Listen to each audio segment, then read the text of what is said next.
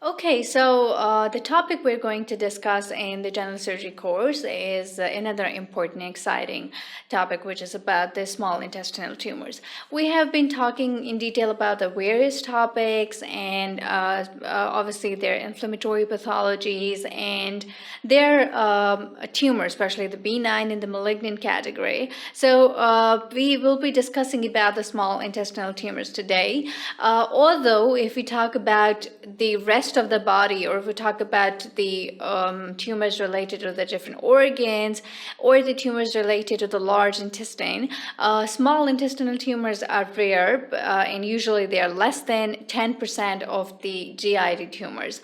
But we have to discuss about these tumors because they have some important clinical pathological significance, and especially when we talk about the carcinoid tumors and we talk about some hereditary polyposis syndromes. So this makes a great contribution towards the small intestinal pathologies.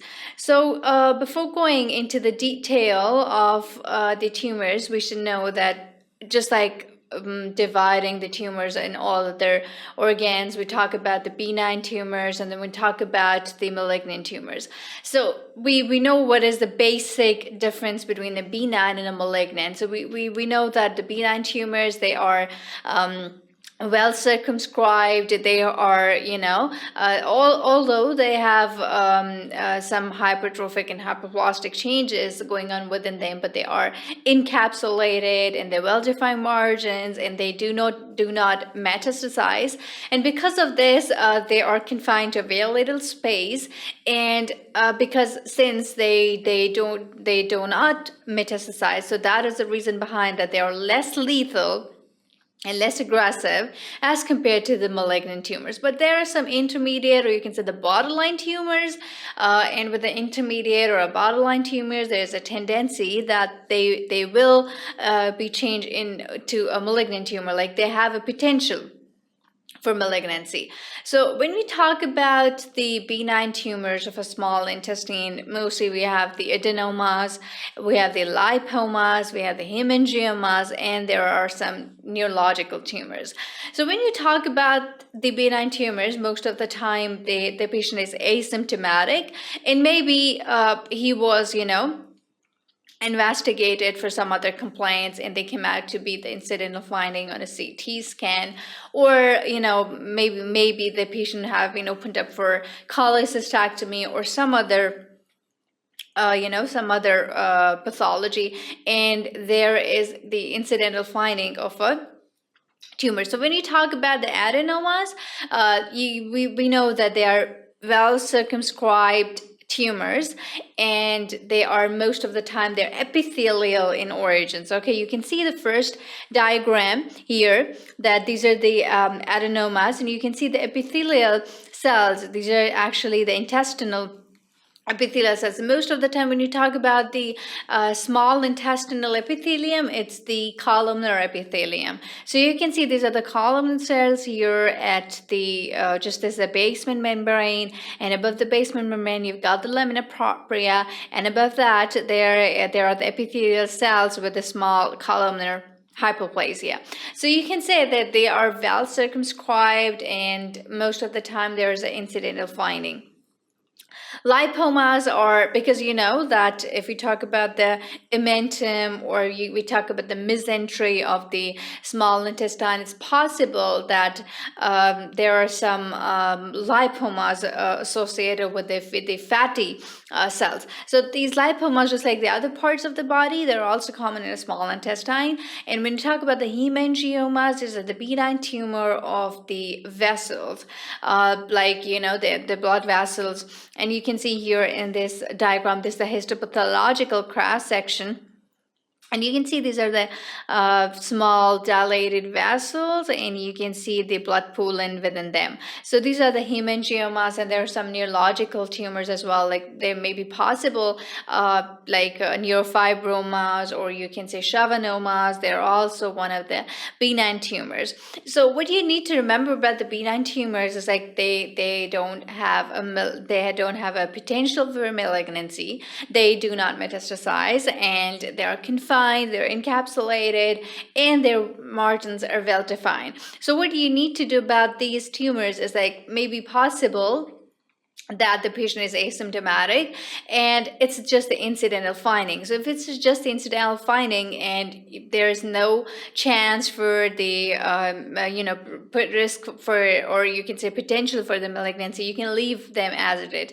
You don't have to resect them. But in conditions where you see that the patient have the potential for malignancy, then you have to excise, and that is simple surgical resection of the tumor. And then when you talk about the investigating a benign tumors, so sometimes CT contrast is even with a contrast CT, it's not possible to pick up these tumors. Okay, so what you do is like you go for endoscopy and capsule endoscopy. These are basically the investigations, you can say the modalities, intervention modalities we use for these tumors. So what you can do is like you can go, you can do a capsule endoscopy, or you can go all the way, you do the broad meat, resect the tumor, and then send for the histopathology. But usually when you're suspecting a benign tumor, so if the patient is asymptomatic and the tumor doesn't have the potential for malignancy, you can leave them as it is. But sometimes these adenomas and some borderline tumors, they have malignant potential, and they can be converted into malignant tumors later on. So it's better you resect them whenever you encounter them.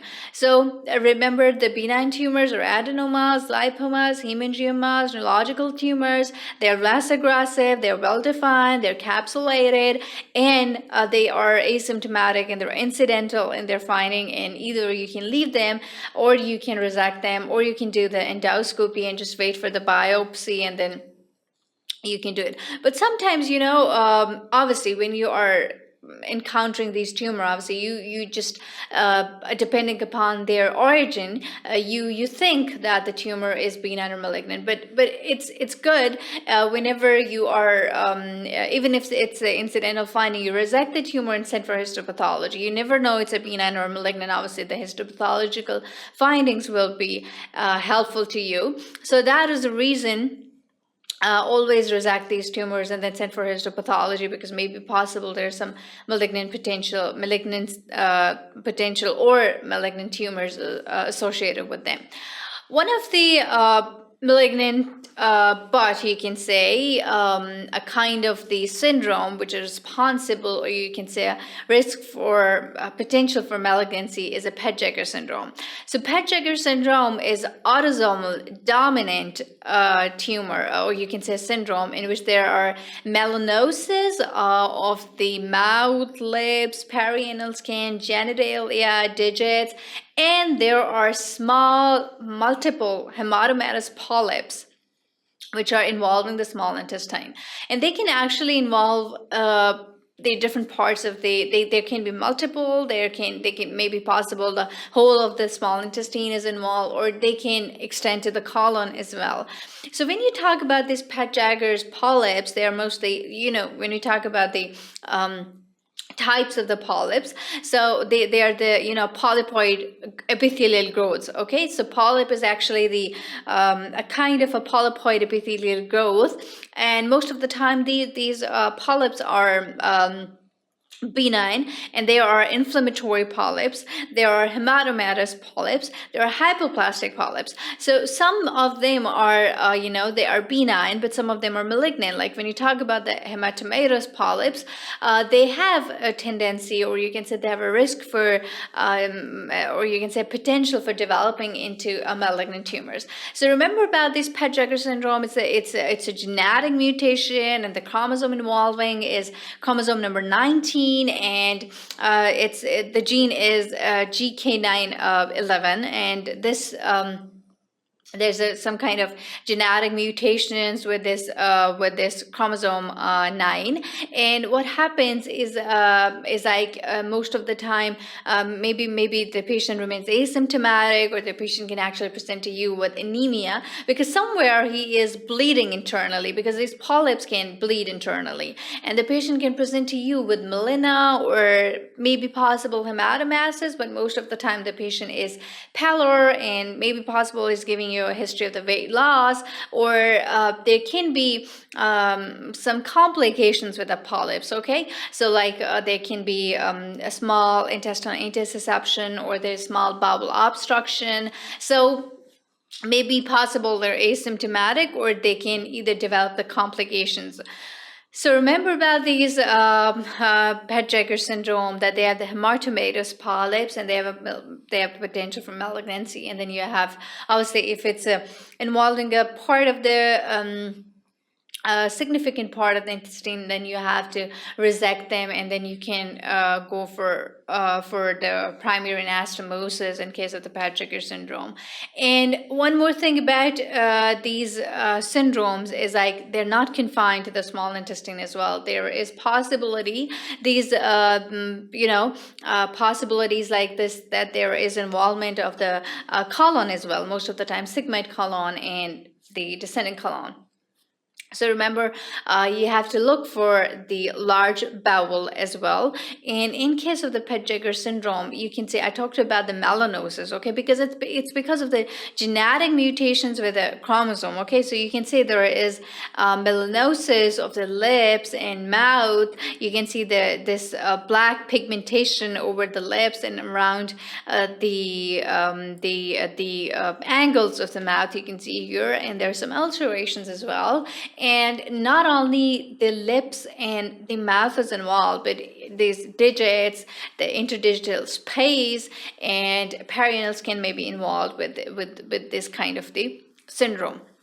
So always suspect, if the patient is coming to you with a melanosis, then suspect the other other clinical manifestations, like they may be possible they're small intestinal polyps, or they're polyps in the large intestine. You have to ask for the symptoms, like you have to ask for anemia and weight loss, and if there's a history of melena, or sometimes they present to you with the complications like intussusception. And but it says because they have risk for malignancy, so you have to resect that particular segment, whatever if there may be single polyp, or most of the time 3 or 4 multiple polyps are found. So you have to resect that part, and then you have to go for the primary anastomosis.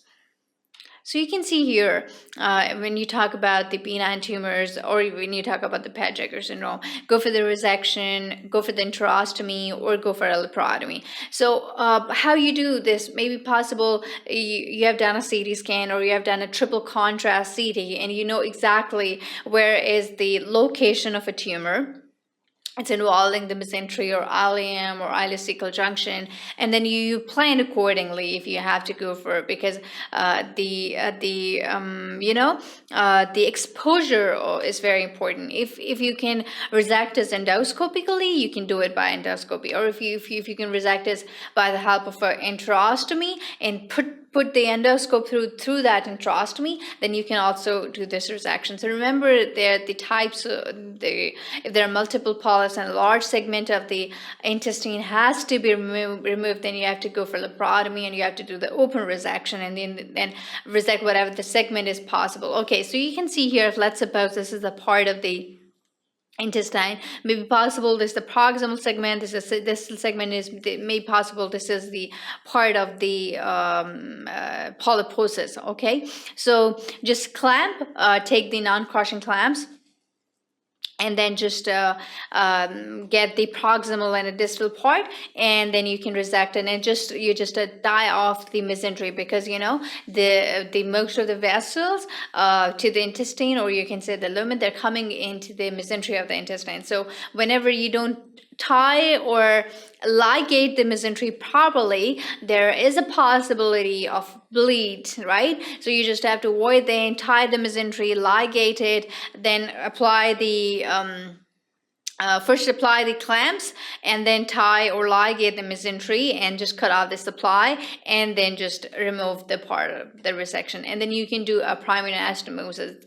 Like some people prefer to do the primary anastomosis with the extra mucosal single layer, or you can do through and through mucosal and serosal, like taking the whole of the thickness in a double string.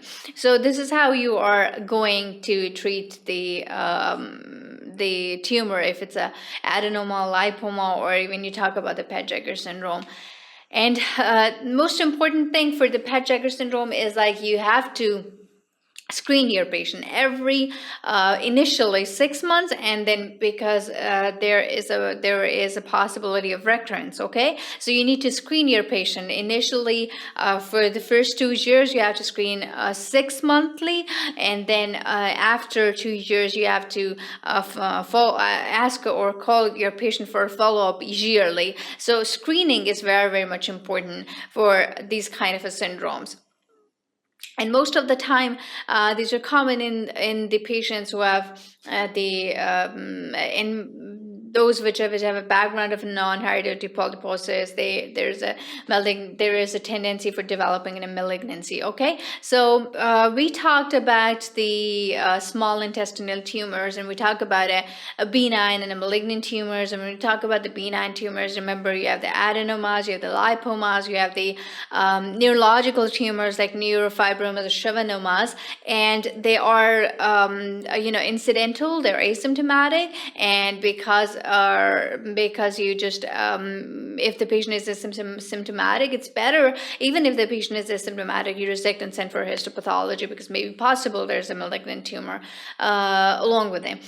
And then we talk about the Pett-Jeger syndrome. It is autosomal dominant syndrome, and it's due to the genetic mutations, and patient present to you with a melanosis and small multiple polyp. So depending upon the condition, you have to resect that particular part of the segment, and screening is the most important part, because these people can present to you again with a recurrence. So you need to screen them properly, and after the resection, you can do the primary anastomosis with the single or extracorporeal layer, or you can do through and through double layer anastomosis as well. So this was about the small intestinal tumors, their benign and malignant categories.